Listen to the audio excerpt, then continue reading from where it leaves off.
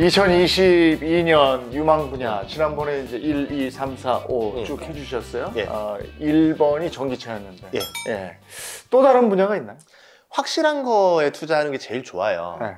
시간 언젠지 모르겠지만 확실한 네. 거. 저는 전기료가 엄청 오를 거라 봐요. 보통 전기료가 오른다는 거는 제가 국내만 얘기한 게 아니라 전 세계가 오를 거예요. 네. 그 중에 하나는 고유가입니다. 네. 100달러를 넘어가게 되는 순간부터는 이제 기름값이 기름을 올려버리는 일이 벌어지는데, 어디다 기름 좀 사서 저장해놨으면 좋겠는데. 근데 이제 기름으로 네. 전기를 만드는 것도 있겠고, 예. 전기를 만드는 방법이 여러 가지가 있잖아요. 태양광? 태양광이 오르나 그러면? 태양광도 괜찮죠. 예를 들어서 가장 석유나 석탄 없이 전기를 만들 수 있는 방법이 뭐 천연가스도 있는데, 네. 천연가스도 솔직히 말하면 유가랑 같이 움직이기 때문에 네. 매력이 없습니다. 네. 태양광은 그냥 태양빛만 받으면 되기 네. 때문에 점점 매력이 생기죠. 네. 2011년에 WTI가 150달러 돌파할 때쯤 됐을 때, 그때 태양광 주가가 굉장히 비쌌어요. 네. 우리가 알고 있는 OCI 주가가 66만 원까지 갔었거든요. 예, 그만큼 태양광에도 굉장히 호재가 될 수도 있다. 그때 또 많이 올랐던 게 풍력. 그 태양광 풍력이 그때 유행했었는데, 네. 이번에 다시 한 번 더 태양광 풍력의 호재가 될 수도 있다라는 거죠. 크린 에너지. 예. 그리고 또 뭐가 있냐면 곡물을 쥐어짜서 기름 만드는 사람들이 생겨요. 기름값이 하도 비싸니까. 그거 식량으로 써야 되는 거 아니에요? 네, 그러면 식량이 부족해지는 거죠. 네. 먹어야 되는 것도 안 그래도 이상기후 때문에 먹을 게 부족한데, 네. 기름값이 올랐으니까 사람들이 그냥 그걸 쥐어짜서 기름을 만드니까 식량 가격이 같이 올라가야 됩니다. 네. 그러면 식품주 주가도 같이 올라갈 수도 있겠죠. 그럼 그것도 답이 아닌데. 예. 그러면 이제 어떻게 할 거냐인데, 아마도 신재생 에너지도 단점이 하나 있어요. 네. 태양광은 날이 흐리면 맞아요. 전기가 안 나와요. 네. 근데 전기에서 중요한 거는 뭐 남아 도는 건 상관이 없는데 1이라도 부족하면 안 돼요. 네. 1이라도 부족하면 바로 샷다운이 돼버려요. 큰일 나죠. 네, 그러면 전기는 필요 이상보다 훨씬 더 많이 만들어내던가, 네. 아니면은 안정적으로 꾸준히 공급할 수 있는 어떤 전기 공급을 만들어야 됩니다. 대표적으로 근데 아까 태양광 같은 경우는 들쭉날쭉이 심하기 때문에 어느 날 갑자기 해가 좀 흐립니다. 3일 연속으로 흐렸습니다. 그러면 전 도시가 샷다운이 돼버려요. 네.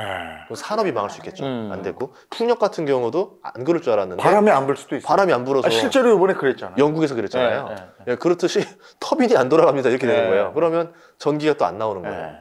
그러면 이제 신재생의 어떤 보완제가 필요하다. 그러면 어떤 게 신재생 보완제가 될 수 있을까? 옥수수 밭을 그냥. 아니야. 아니 근데 저 생각나는 게 있는데, 그걸 또 우리나라에서 못하게 했었잖아요. 원자력 아니에요? 그렇죠, 그렇죠.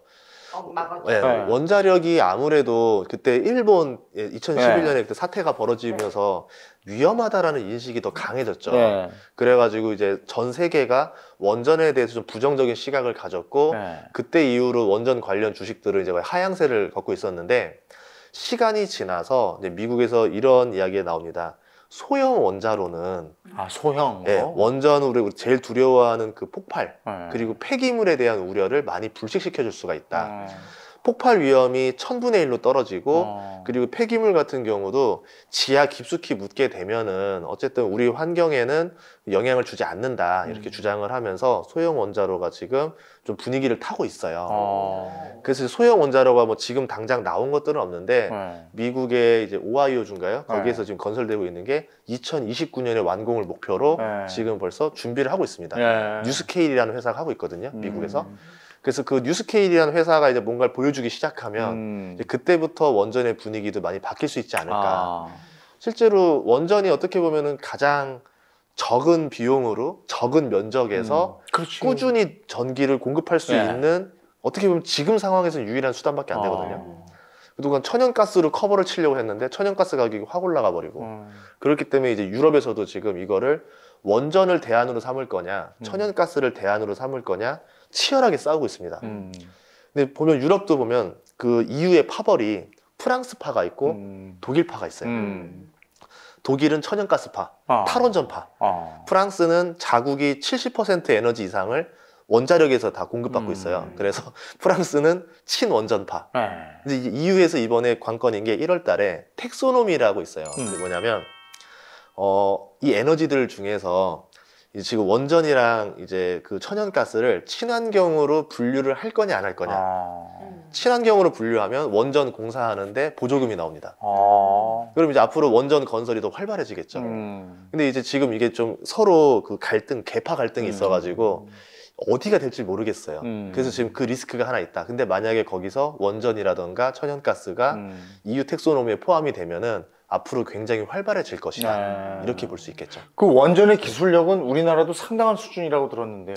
예, 원전을 만들어서 팔 수 있는 나라가 5개 나라밖에 없습니다. 전 세계에. 우선은 미국, 네. 그리고 러시아, 그리고 프랑스, 중국, 한국. 아, 그래요? 어떻게 보면은 우리가 말하는 뭐 핵폭탄이 없는 나라 중에서 그게 없는데. 한국이 유일하게 네. 원전을 수출할 수 있고 실제로 경험이 있는 나라는 밖에 없는 거죠. 그런데 이제 나머지 3개 나라들, 러시아라던가 뭐 이제 프랑스라던가 미국 같은 경우는 건설 단가가 굉장히 높아요. 아. 그래서 원자력 건설 수주를 받을 때 불리하겠죠. 그래서 밑에 팀을 이제 짜는 거예요. 프랑스는 중국이랑 친해요. 그래서 프랑스가 기술이나 설계 시공을 담당하고 설계를 담당하고 중국이 공사를 해서 비용을 낮추는 거예요. 그래서 팀으로 움직이는 거고 미국이 이제 우리나라한테 이런 거죠. 한미 원전 협의체를 만들자. 우리 팀 짜서 미국이 수주를 받고 한국이 공사를 해서 비용을 낮춰가지고 우리가 경쟁에서 이겨보자 라고 하면서 이제 앞으로 원전을 누가 수주를 많이 할 거냐 그런 싸움이 벌어질 것 같아요. 그러면 그게 어떤 회사냐? 이게? 뭐 한다라고 하면은 이제 뉴스케일, 이제 소형 원자로에서는 뉴스케일이라고 해가지고 미국 거? 예, 여기가 뉴스케일. 지금 이제 스펙주로 합병이 날 거예요. 지금은 아직 지은 게 없지만 앞으로 시간이 지나면 점점 가치가 커질 게 뉴스케일 파워라는 회사인데 SV, 티커는 SV입니다. 여기 이제 스펙주랑 지금 이제 합병을 할 예정이다. 이렇게 보시면 되고 국내에서 소형 원자로를 본다라고 하면은 이제 뭐 대표적으로 두산중공업이 있을 거고 두산. 또 이제 여기에 투자한 삼성물산도 있을 거고 그리고 다른 회사랑 또 SMR이랑 또 이제 또 협의를 좀 마친 회사가 현대건설이라는 회사가 있어요.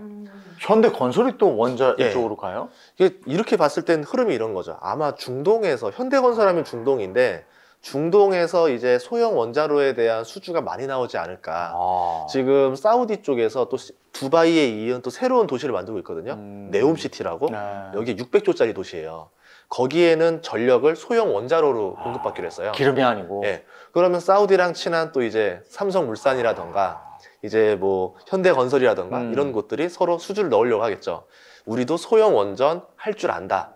뭐 같이 건설을 할 수 있겠다라고 하면서 이제 이런 것들을 수출을 많이 하지 않을까 이렇게 보고 있습니다.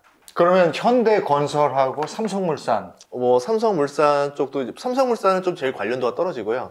아마 관련도가 제일 높은 거라면 두산중공업이랑 현대건설. 현대건설. 네, 이두 회사 될것 삼성물산은 같아요. 있지도 않은데 삼성물산이. 삼성물산이 그 뉴스케일에 또 지분 투자를 했습니다. 그 얘기는 뭐냐면 이 소형 원자로랑 건설을 같이 시공을 들어가겠다는 거죠. 아마 중동 쪽 시장을 바라보는 게 아닌가 이렇게 보고 있습니다. 그러면 건설업이 들어가면은 그 아까 얘기한 두산중공업은 그 기술이 있으니까 같이 예. 들어가는 거예요? 그 주기기라던가 뭐 이제 다른 설비들이 있거든요. 예. 그래서 예를 들어서 미국에서 수주를 받아도 결국은 이제 두산중공업한테 어느 정도 부탁을 해야 되는 게 있고 우리나라가 수주를 받아도 또 받아야 되는 게 있기 때문에 뭐 한국이 받던 미국이 받던 어쨌든 꽃놀이패로 유리한 조건을 가지고 있다. 이렇게 뭐를 볼수 있죠. 하는데요, 두산중공업에서? 화력도 많이 하고 있고요. 네. 근데 이제 그 원자력 건설을 가지고 있는 기술이라던가 그리고 기술력이 거기에 있다. 들어가는 핵심 기기들을 만들어요. 네. 아무래도 이제 다른 나라들은 수주를 받고 기술 설계는 가지고 있지만 시공을 하려면 저렴하게 만드는 회사한테 부탁을 해야 되잖아요. 그래서 우리나라 회사들이 유리한 조건에 있다. 이렇게 보는 겁니다. 직접 만들어낼 예. 수가 있습니다. 태양광은 이제 지나간 것 같지 않아요? 근데 저는 태양광이 그래도 괜찮다라 보는 게 풍력보단 낫다라 봐요. 왜냐하면 풍력은 안 좋은 것 중에 하나가 뭐냐면 바람이 가장 잘 부는 자리에다가 지어야 되고 그거를 개인들이 하진 않아요. 국가가 주로 설치를 합니다. 그러면 수요가 국가 발주 외에는 얻을 곳이 없다라는 거고요. 이미 누가 제일 바람 잘 부는 자리에다 찍고 나면은 그 다음부터 짓는 곳들은 바람이 좀 덜 부는 자리들이죠. 점점점 불리해지는 조건이다 보는데 태양광 같은 경우는 아직 노는 땅이 되게 많아요. 사막이라던가 전혀 뭐 황량한 뭐 황무지라던가 이런 데 지어도 되는 거고 개인들이 뭐 지붕 위에다 지어도 되고 건물 위에다 지어도 되고 개인이 고객이 될 수도 있고 기업이 고객이 될 수도 있고 국가가 고객이 될 수도 있고 대중화가 많이 돼 있기 때문에 차라리 태양광이 조금 더 매력 있지 않을까 그렇게 생각을 합니다. 대표적으로 우리가 아는 건 OCI인데 예. OCI는 좀 떨어지지 않았어요? OCI 같은 경우는 어떤 걸 하고 있냐면 태양광에서 가장 기초 재료가 되는 폴리실리콘이라는 걸 만들어요. 이제 그걸 가지고 인곳이라고 해서 우리로 치면은 이제 둥근 기둥 모양으로 만들고 이거를 얇게 만두피처럼 썹니다. 그럼 웨이퍼가 돼요. 여기에다가 이제 회로를 집어넣어요. 반도체 회로처럼. 그럼 이제 셀이라고 돼가지고 태양광에 붙이는 게 되는 거고 이 셀을 여러 개 겹치면 모듈이 되는 거고 이 모듈을 묶어 놓으면 태양광 기판이 되는 거죠. 이제 가장 기본적인 재료가 되는 폴리실리콘에 투자하는 이유는 뒤에서 비용 상승을 나한테 전가할 애가 없어요. 폴리실리콘 가격이 확 오르면 그 다음인 인곳이 피해를 보는데 폴리실리콘은 나한테 피해를 줄 애가 없는 거죠.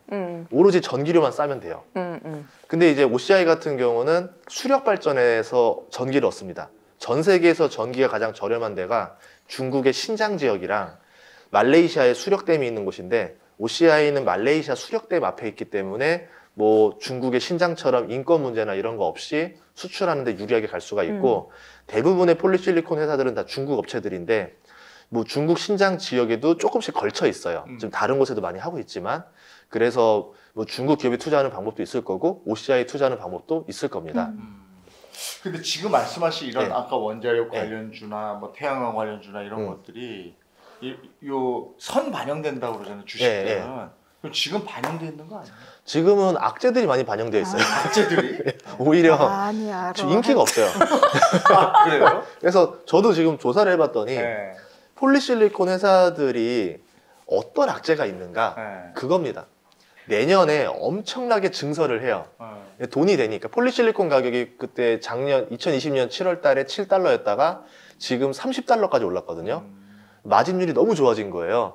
다초 뉴에너지 같은 경우는 지금 PER이 지금 이 기준으로 보면 이제 2배 정도밖에 안 됐고 보리어품 같은 GCL이라고 하는 회사 있는데 여기도 지금 PER이 한 8배 정도밖에 안 됐거든요. OCI가 5배 정도 되고요. 이런 걸 봤을 때 폴리실리콘으로 돈을 너무 잘 벌어서 저평가가 됐는데 주가가 안 오르는 이유는 내년에 보리어품이랑 통이라는 회사랑 이 다초라는 회사가 엄청나게 공격적으로 증설을 할 거다. 공급이 굉장히 많이 나오면서 이제 폴리실리콘 가격이 뚝 떨어질 거다. 이런 우려 때문에 나와 있어요. 근데 제가 봤을 땐 그거는 태양광 시장이 지금처럼 계속 유지가 될 때인 거고 앞으로 더 많이 증설을 할 거다. 왜? 유가가 올라갈 거기 때문에. 실제로 중국에서도 캐파를 75기가와트 이상 늘린다라고 했기 때문에 그런 걸 보면은 내년에 증설하는 물량이랑 더 추가로 늘어나는 물량이 비슷할 거다. 그러면 폴리실리콘 가격이 30달러는 유지하지 않을까. 그렇다라고 하면 태양광 업체들은 내년부터는 굉장히 저평가 구간에 돌입하지 않을까. 그렇게 보고 있습니다. 아이고 네. 고맙습니다. 오늘 또 귀한 정보를 주셨습니다. 고맙습니다. 예. 또 다음 월요일을 기약하면서 오늘은 여기서 작별해서 나눠야 되겠네요. 알겠습니다. 감사합니다. 고맙습니다. 예.